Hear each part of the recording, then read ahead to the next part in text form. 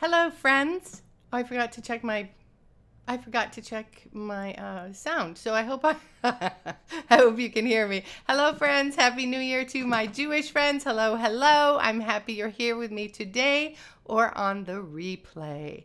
If you are watching from the US, happy Labor Day, a day we set aside to honor and recognize the American labor movement, its works, its contributions. It's also the unofficial end of summer. I mean, officially, it doesn't end for another bunch of days, September 21st. But we feel like it's the end of summer. And now it is occurring to people, all the people, that it is September and they should start doing September-y things, like starting voice lessons, for instance. There's my title. So we get to meet potential new students. And we would usually, not always, we would usually like to make them ongoing students, or at least, for a length of time so that you can do your job effectively. So I'm going to talk about those new students who want to sing microphone styles and contemporary music theater. So basically, pretty much everyone who comes to your studio doorstep, if you're an independent teacher. Usually after that first meeting, they sign on with us because, well, let's be honest, they had already pretty much made up their minds before they even met us, right? I mean, before they met us in person.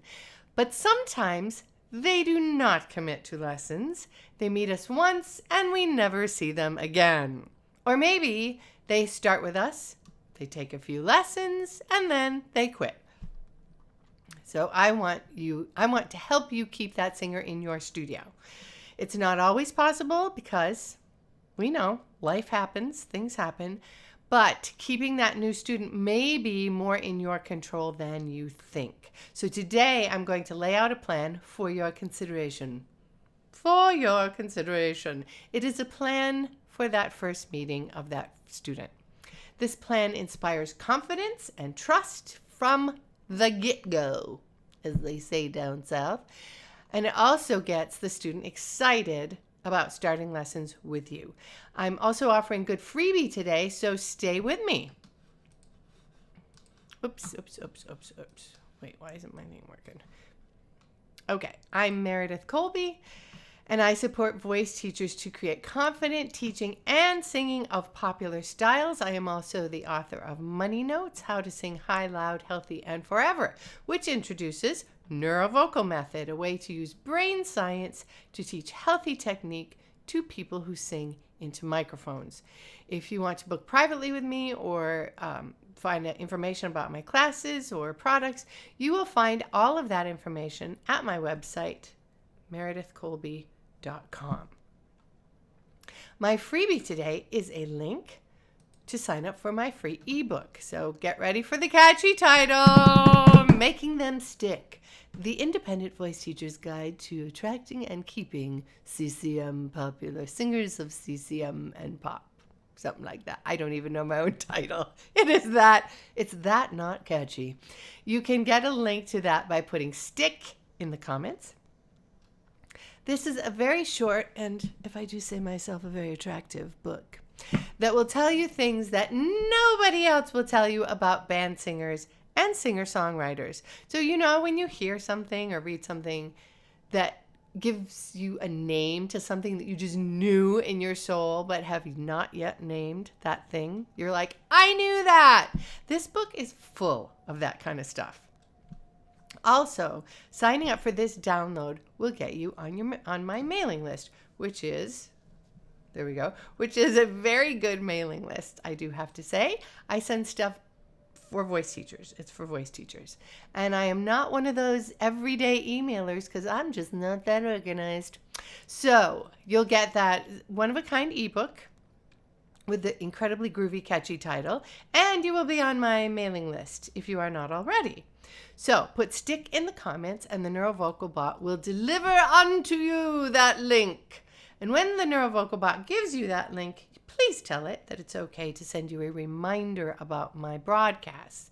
It just takes a sec. Just opt in for those reminders because If you don't, I can't send them to you because Facebook will think I'm spamming you, which I am not.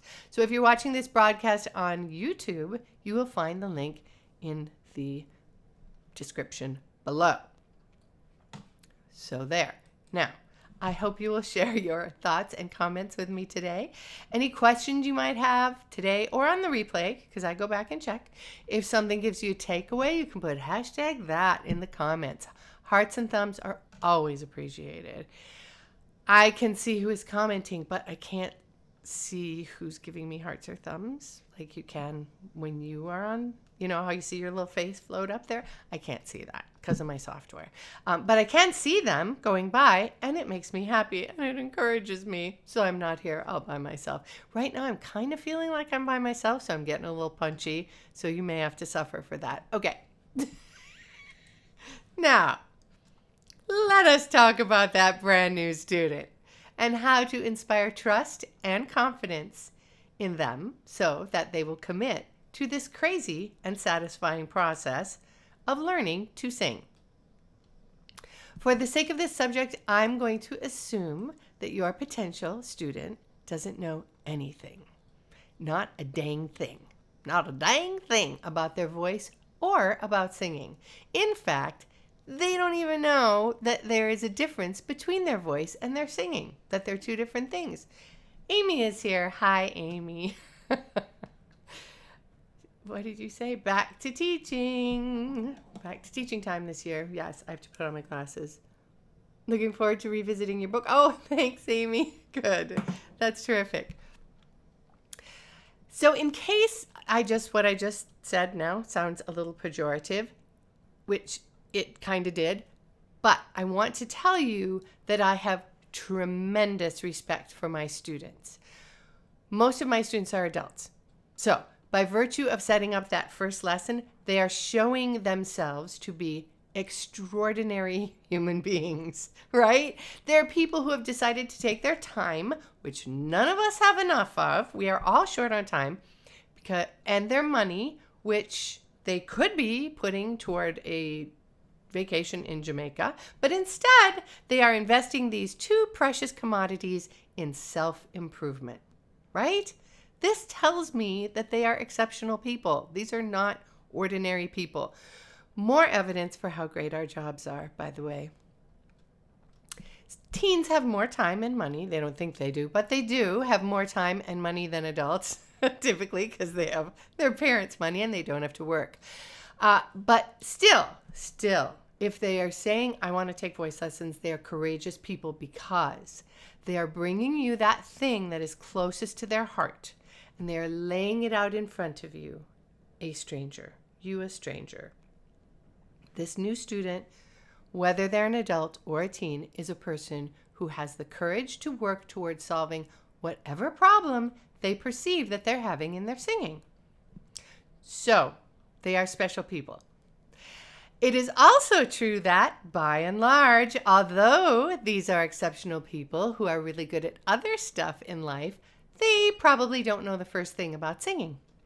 It is fair to say that nearly all of our beginner students don't know hardly nothing.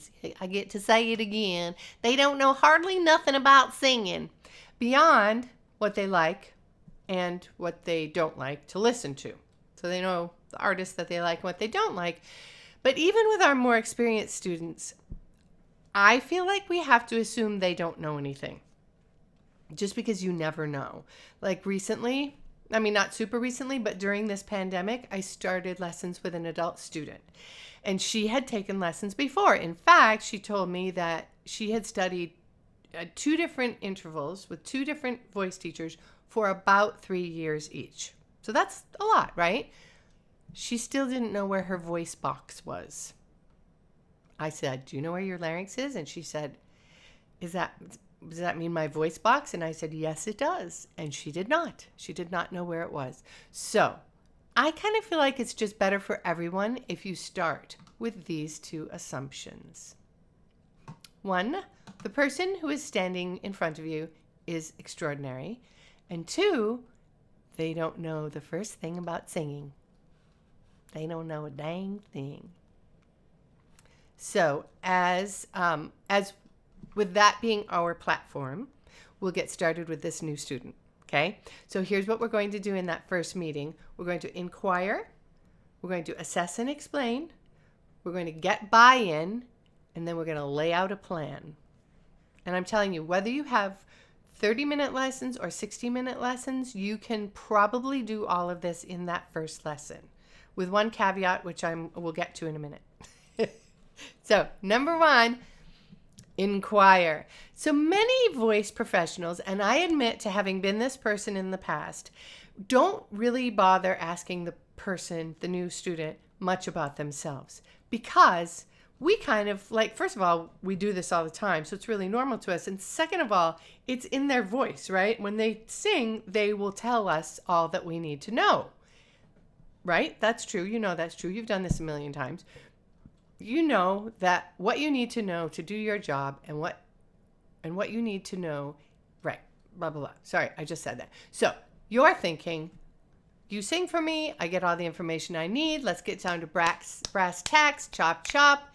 Am I right? But although they are one of many of your students, you are their only voice professional, right? So like you think about your dentist who you see once a year or twice a year, my dentist. But you are one of hundreds of his or her clients, right? So they believe that their vocal challenges are unique to them. They also have feelings about singing, about music, and about their own singing and voices that they would really like to share with somebody who gets it. So that's where the inquire comes in. Start by asking them about them. Put yourself in their shoes and ask the questions that will let them say the things that they are burning to say. So like if it's teenager, what, or not necessarily. You ask them what singers they listen to. Ask them what kind of music they really love. What artists do you sing a lot? Okay, I love that. This is one of my favorite questions to ask is when nobody's home and you're just singing, who do you sing with? What songs do you sing? And then ask them, what made you decide to come and look into taking voice lessons? That's huge. That will tell them a lot. And then, having asked them that question, listen to them quietly. Do not look away. Do not answer your texts. Do not interrupt them. I'm going to assume that you put your phone on Do Not Disturb, but don't interrupt them. Calm your inner voice. Calm yourself down. Look at this new person and listen until they are done. Let them finish. If they this can be hard for a lot of us because we're talkers. We voice teachers tend to be singers and singers tend to be talkers. If they spend their entire time with you monologuing about their relationship with singing and music, that's fine. They clearly needed to do that. And if you let them do that and you listen and you affirm, they will feel this connection to you on this subject. And this is a subject that is woven into their very soul. This is a big deal, y'all. This is really important. So if you want to get into their heads a little bit more, put stick. Do I have that? Oh, I was supposed to do this, but I didn't. But put stick in the... Where is it? There it is. Stick in the comments or on YouTube, look in the comments below and you can get my ebook sign up. Okay. Because that will help you with knowing what kind of questions to ask them. Just saying. Okay. Number 2, assess and explain. I want you to try this with your next new student. After you've listened to their answers to your questions or whatever, however that's gone, where they talk about them, please tell them these 2 basic things in whatever language works for you. Your voice and your singing are 2 different things. And here is where your body lives in your voice. No, here is where your voice lives in your body. There we go. I can read. Now, you see this, you voice professional, you see this and you think, well, duh. It really doesn't get any more basic than that. You may, in fact, feel that it is a waste of everyone's time to say these things, but I can assure you it is not. Your new student may be an astrophysicist, but that does not mean that she has given any thought to her singing beyond the fact that she loves singing with Lady Gaga and it frustrates her that she doesn't sound that good or whatever. Like that, her personal experience with singing is what I'm saying. So before you even ask her to sing, try starting with these concepts. Just lay out these concepts for her.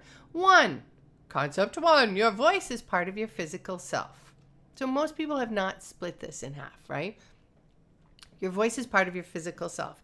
It is part of your respiratory system. And its main job is to keep junk out of your lungs. Most people do not know that.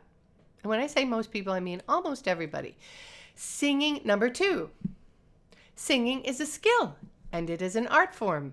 It can be learned and developed and grown. Like, you can get better at singing.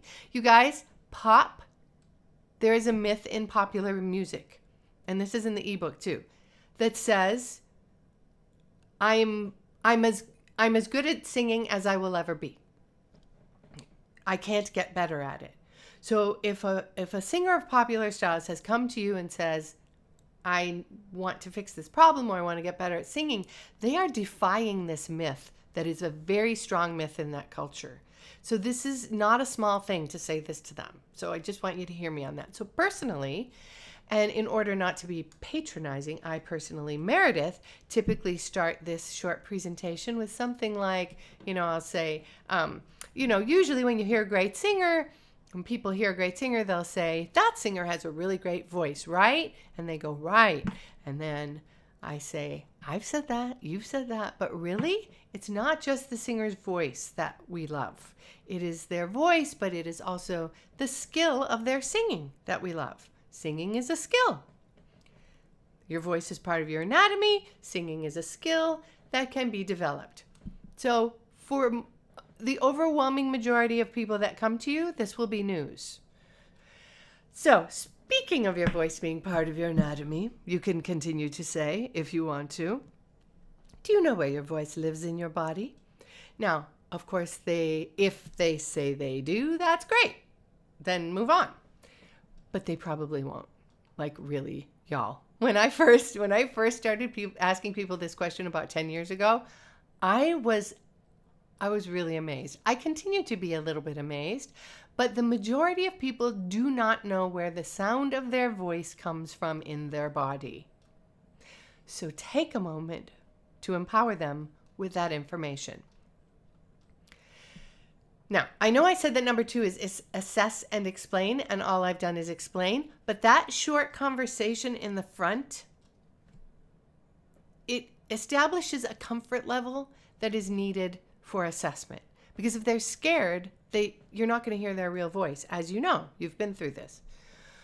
This person does not know you. They do not trust you to be kind to them.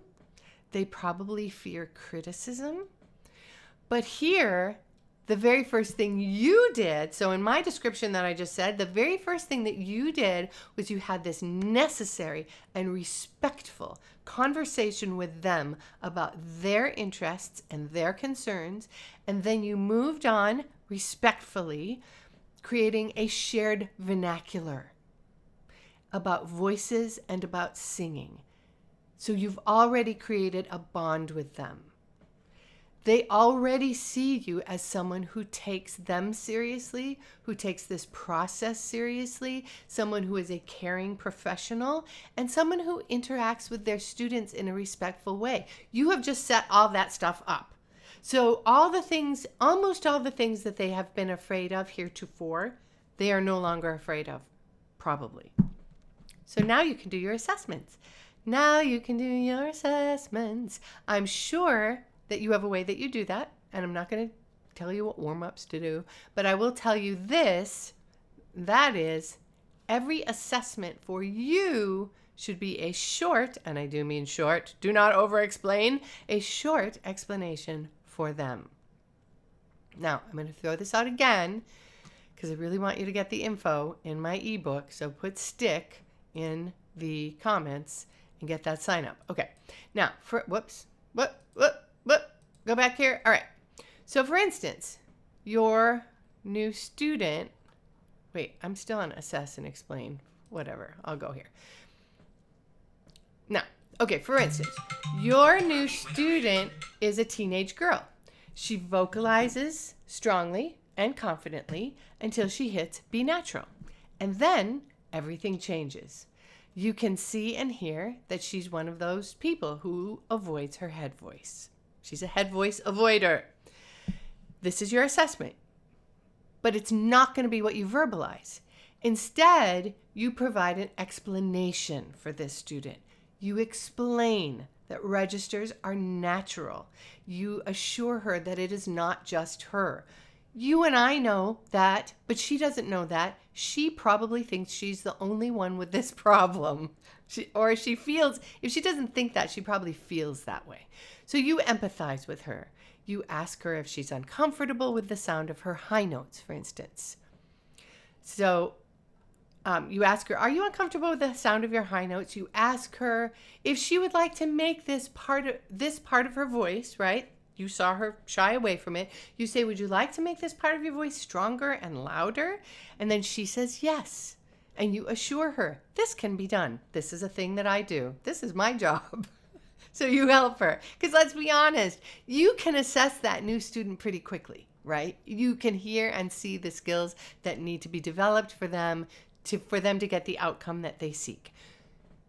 Not the huge picture, right? But the immediate problems, you can see that fast.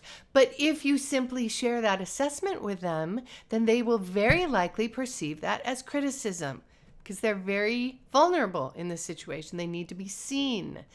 They feel unsure and maybe a little bit afraid about this meeting with you. So when you do these assessments that are explanations, please limit it to one thing or two things.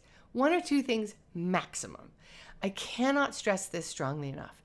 Figure out what is bothering this person the most. And like the person that I just described is pretty easy. Sometimes they're not that easy. But you are a magical alchemist unicorn person. So you will be able to figure out what is bothering this person and then ID it, assure them, explain. And then your assessments will be in the form of a question, right? What would make your singing better for you? That's the question you're answering.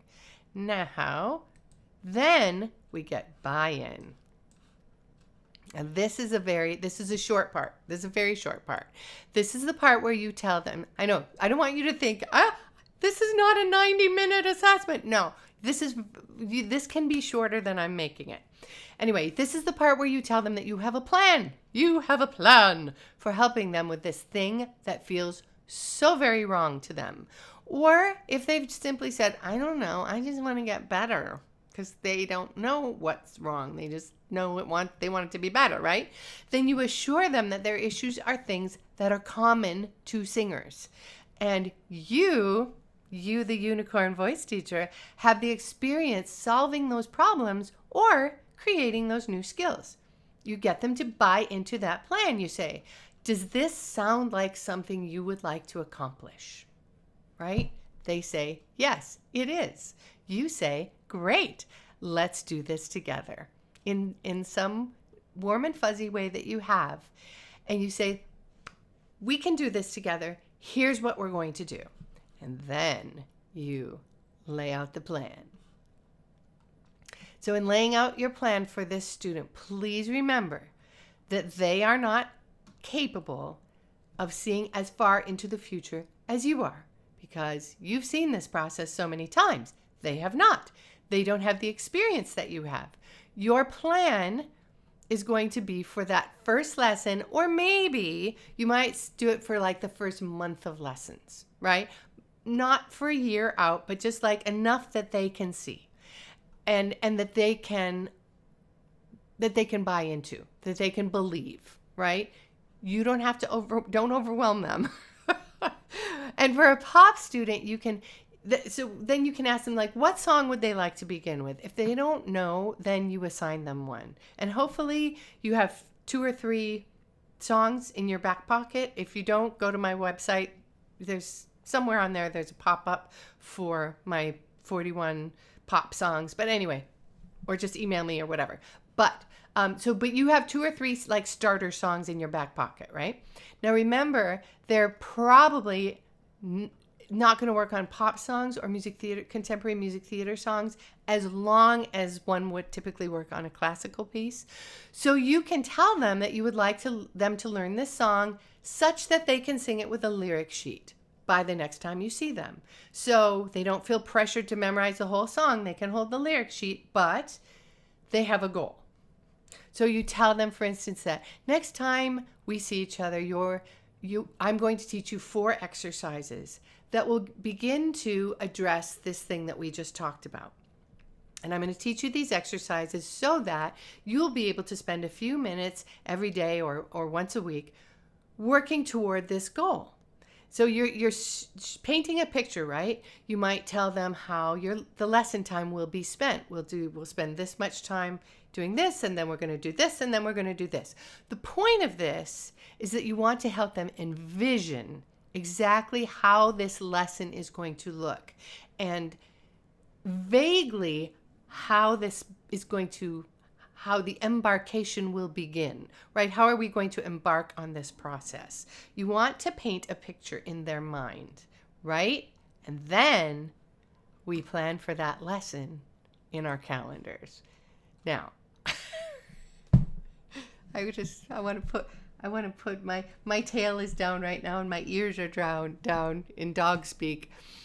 I am the worst at this because this is a really important part. And a lot of us are bad. You might be bad at this too.